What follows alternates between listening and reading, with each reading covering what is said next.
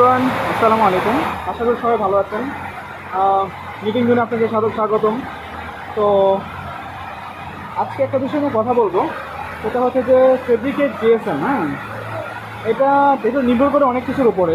Basically fabric মানে yarn count বা এখানে মেশিনারির ক্ষেত্রে একটা বিষয় লক্ষ্য করা যায়। এখানে সবচেয়ে বেশি যেটা ডিপেন্ড করে সেটা হচ্ছে স্টিচ লেন্থ।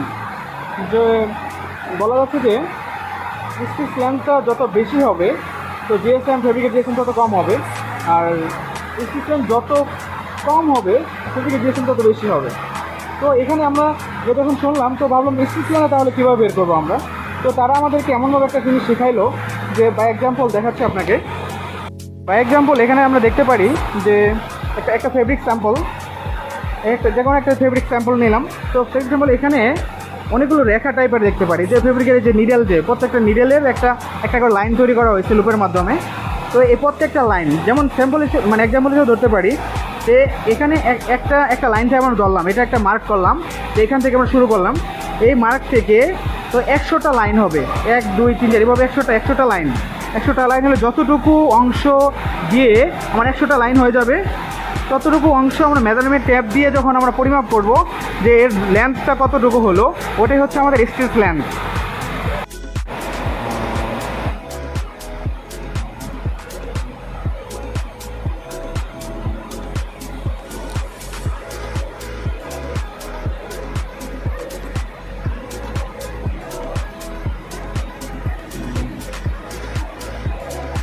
যে কোনো একটা সিঙ্গেল জ্যাক্সি ফেব্রিকের যে কোনো অংশ থেকে 100 দাগ বরাবর না,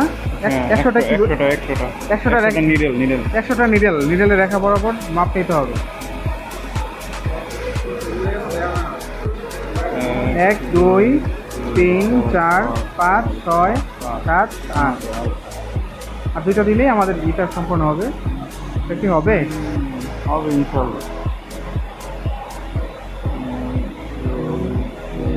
4 5 6 7 8 9 10।